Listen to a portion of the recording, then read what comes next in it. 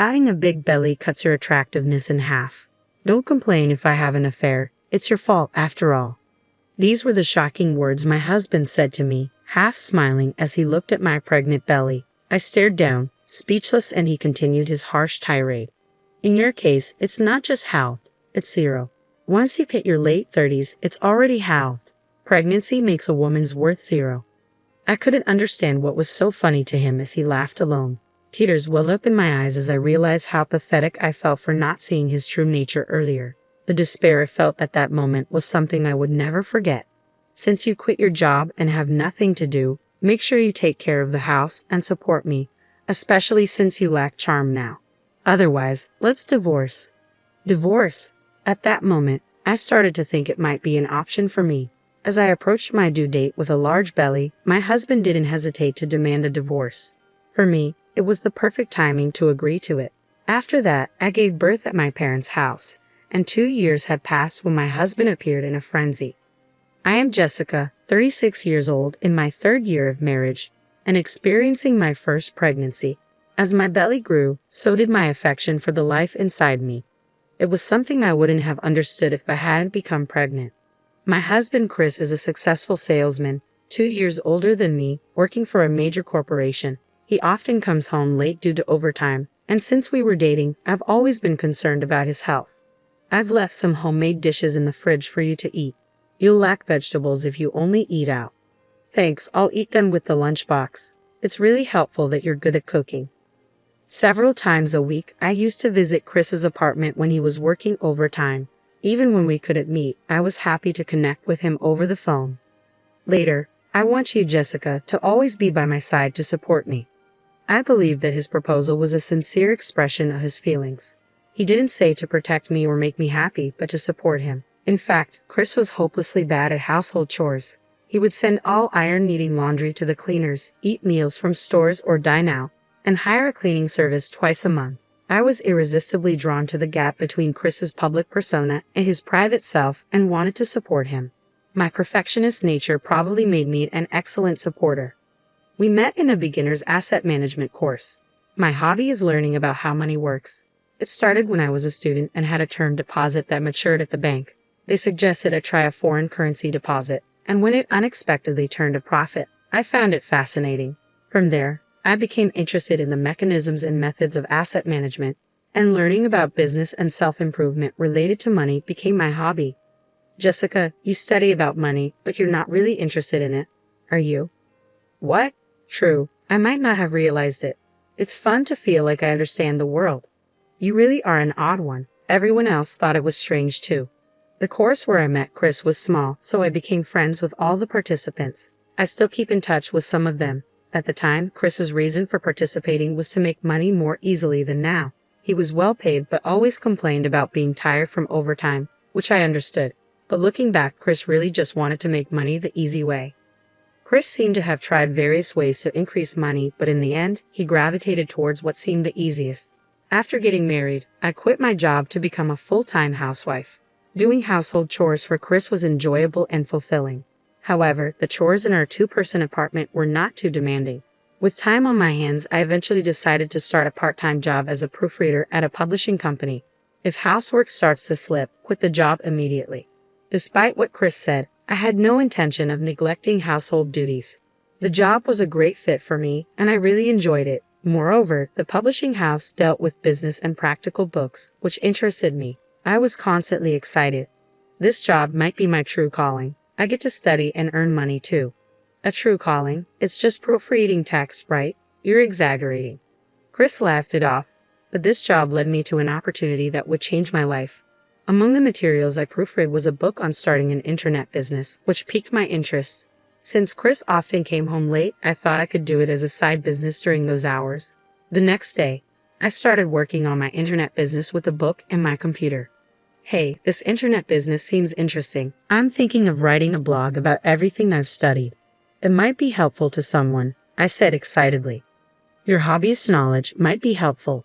Really, you think you can make money with that? Chris laughed it off. But I was engrossed in my new hobby, working on it with great enthusiasm. My perfectionist nature was fully at play here too. The first time I saw meaningful income was 6 months after I started. I was thrilled and reported it to Chris. "Ha, just $20. What's there to be happy about? That's not even enough for pocket money." I was disappointed by his reaction, but at the same time, surpassing my husband's salary became my goal, and I became even more motivated. A while after starting my internet business, I had a reunion and a drink with the friends I met in the course. When I talked about what I was doing, some were interested and others were already doing it, leading to an engaging conversation. Perhaps feeling left out, Chris suddenly started complaining about me. "What she's doing is just a game. She's not interested in money. That's why she only made $20 in half a year." I was annoyed by his demeaning tone. After getting married, she stopped being a woman. She doesn't wear makeup at home, wears sweatpants, and ties her hair like an old lady. Sitting in front of the computer, she just looks like a nerd. "Chris, stop it. Are you drunk?" I interjected. I thought I was marrying a good housekeeper, but then I realized any wife would do housework. Living off my money and turning into an old lady, I feel deceived. He spoke in a joking manner, but I was deeply hurt. It seemed like all my efforts for Chris were meaningless. "Hey Chris, are you drunk? Jessica is still beautiful, everyone. Chris is getting a bit too drunk. Maybe it's time to wrap up, Mr. Hanson," the organizer said, noticing my teary eyes. I was so emotional that I couldn't sleep that night. From the next day, I started to dress up more even at home, but in hindsight, that might not have been a good thing.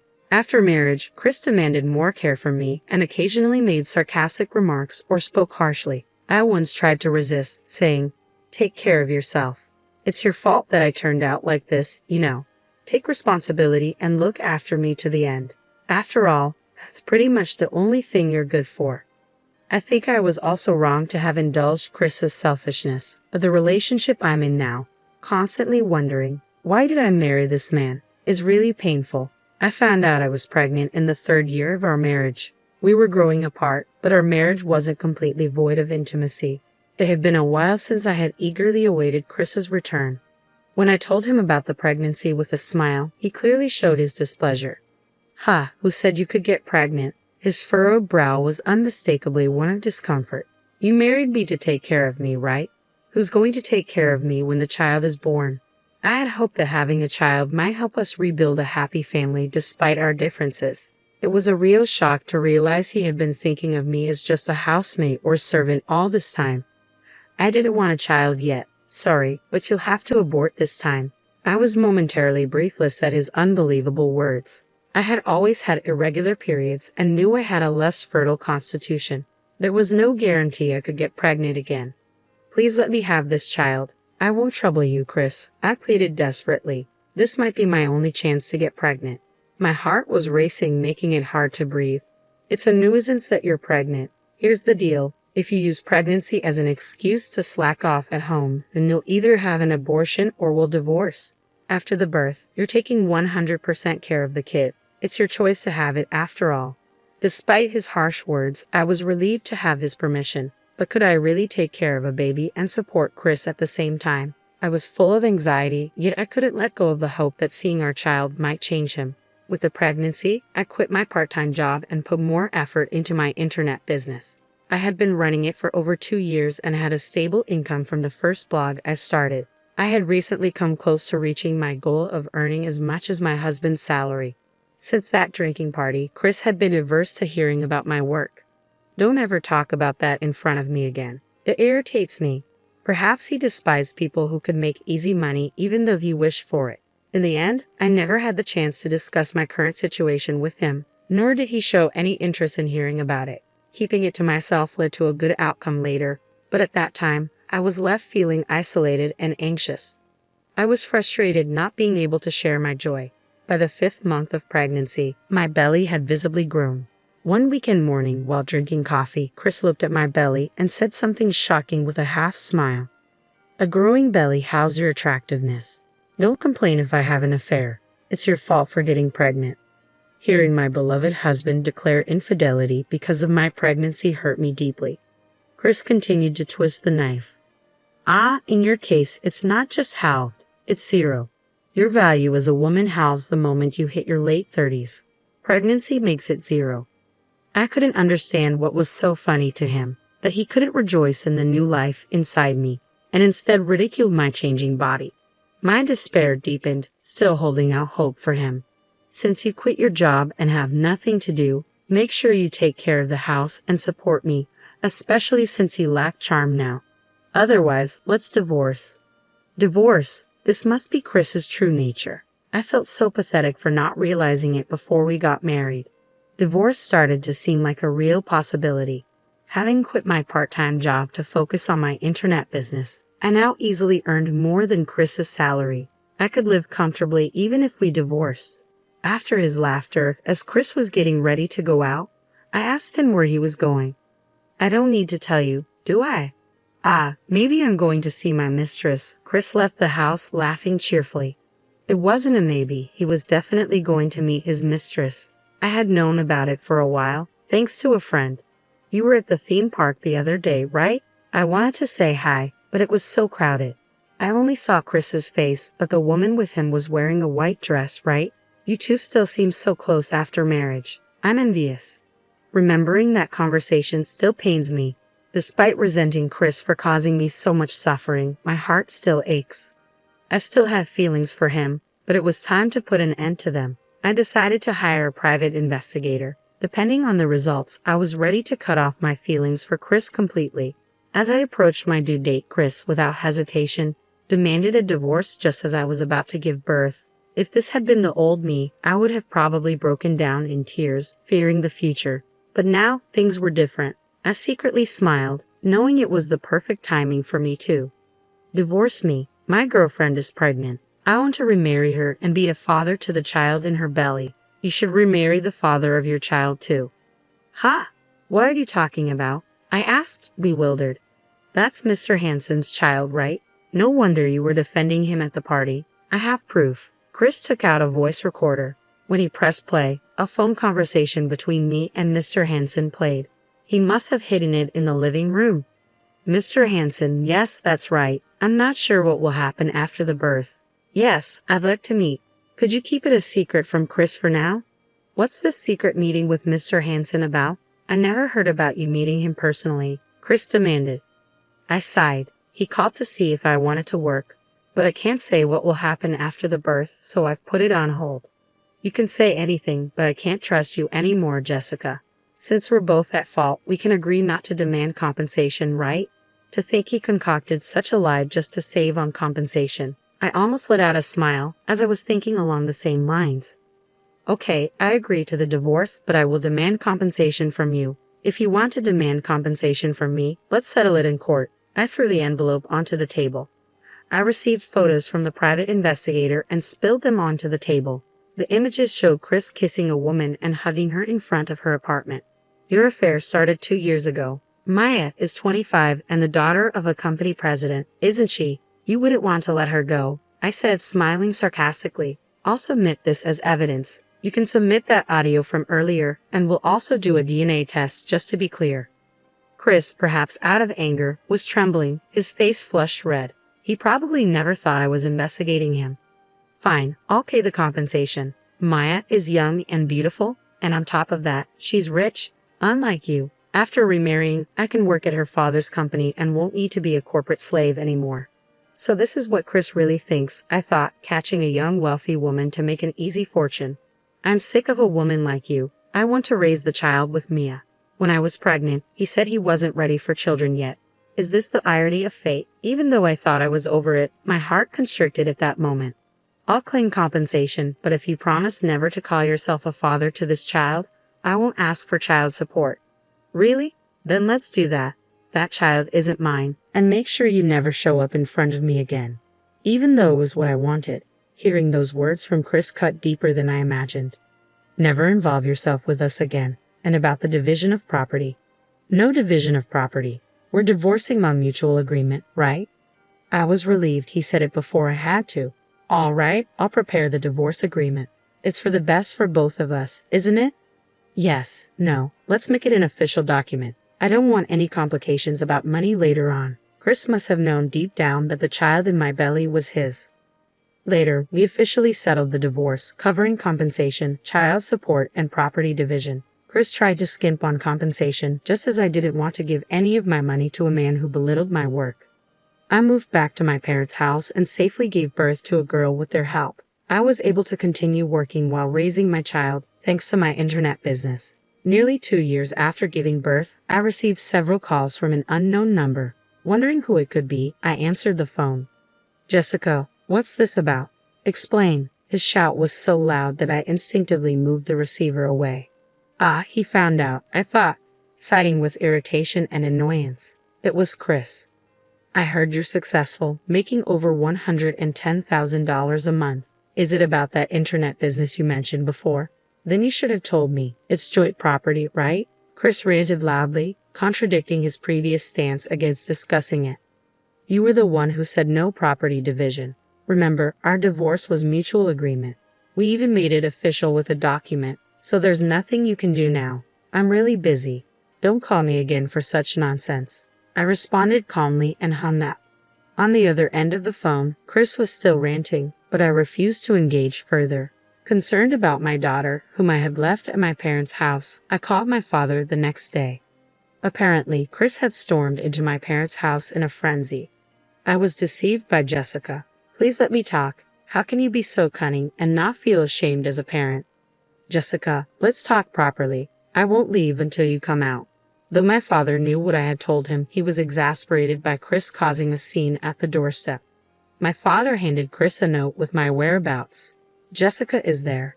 Go talk to her. You're the coward who cheated, destroyed your family, and abandoned your child. Get out of here. If you come here again, I'll call the police immediately. After being sternly rebuked by my father, Chris took the note and left. He probably intended to come straight to the high-end resort hotel.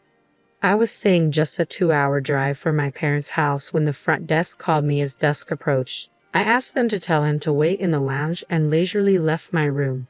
The view of the sea dyed red by the sunset from the lounge was beautiful. As I sat down in front of Chris, who looked out of place and anxious, I ordered a gin and tonic from the waiter. Why are you in such a fancy hotel? What are you drinking? Chris began, his tone accusatory.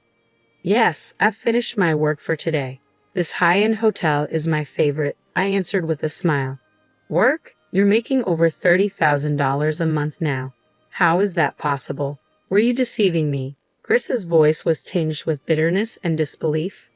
Deceive you? I told you many times that I was pursuing my internet business. Remember? I replied calmly, recalling his earlier dismissals. Yeah, I heard you made $20, but you never said anything after that. So, I thought you quit. How much were you making before we divorced? Chris's confusion seemed genuine, yet there was an undercurrent of resentment. I almost burst into laughter. Why is he so desperate? I thought to myself. I was already earning more than your salary before we divorced. And no way did I deceive you, I replied firmly, correcting his misunderstanding. Why did I divorce you? I've been so unlucky since, Chris continued, his tone shifting to one of self-pity. Suddenly, Chris started to talk about his current situation, seemingly deflated. Maya can't do housework at all. I thought any woman could handle that. When I get home, she leaves all the childcare to me and goes to sleep first. Unexpectedly, Chris began to praise me. You would never have done that, he admitted, recognizing my efforts in a backhanded way. He seemed to be really struggling. Maya, being from a wealthy family, likes luxuries and spends money like water. When I went to Maya's parents to apologize, they told me to take responsibility. They said they'd pay both compensation and leave the childcare to me. I knew from the private investigator's report that Maya liked older men who would spoil her. She was already on her third affair, and each time her parents cleaned up after her. That's how I received a lump sum for compensation. At least you got the compensation, Chris remarked bitterly. It's hell. If we get divorced, I have to repay the entire compensation up front. She spent all the money, and we don't have a penny left at home. On top of that, she's probably cheating again. As I remained silent, Chris must have thought I was sympathizing. I want to get back with Jessica. Now I realize how much she cared for me. If she's earning that much, she can pay the compensation in one go, right? Why would I get back together with you? Are you an idiot? I'm not your mother or your maid. Don't be ridiculous, I retorted sharply, my patience wearing thin at his selfishness. His incredibly selfish words made my blood boil. Seeing my fury, Chris looked shocked. You don't need to speak to me like that. You took care of me so much, but you chose to let that go, didn't you? The gin and tonic I ordered arrived, and regaining my composure, I took a deep breath and spoke in a calm but firm voice. We promised never to involve each other in our lives again, didn't we? I have no intention of helping or getting back together with a scumbag like you. After the call, I drank my gin and tonic in one gulp, slamming the glass down on the table. I'm going abroad next week. My work can be done from anywhere, and I keep making money even as we speak. That's the system I've built. And just to correct you, my monthly income isn't $10,000. It's $30,000. If you ever show up at my parents' house or let my daughter see you, you'll pay the agreed-upon penalty of $50,000 in one lump sum. I added firmly, leaving Chris gaping and speechless as I walked away. The divorce agreement stipulated that if Chris showed his face to our daughter or if she went to see him, we'd each pay a $50,000 penalty. This would surely be the last time I ever saw Chris. Finally, I felt completely relieved. Chris continued his marriage with Mia, but it wasn't the life he had dreamed of.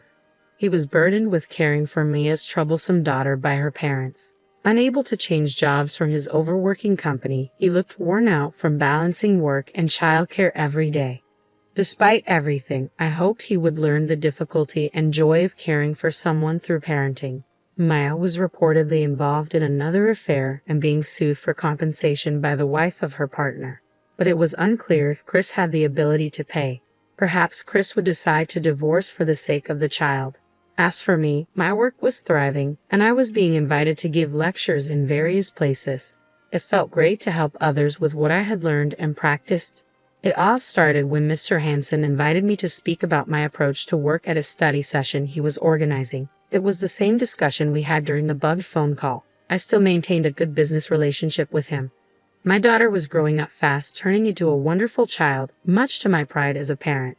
Despite the hardships, I learned a lot from my marriage with Chris. If I wanted my daughter to grow well, I knew not to be overly protective. I planned to continue watching her grow, respecting her independence.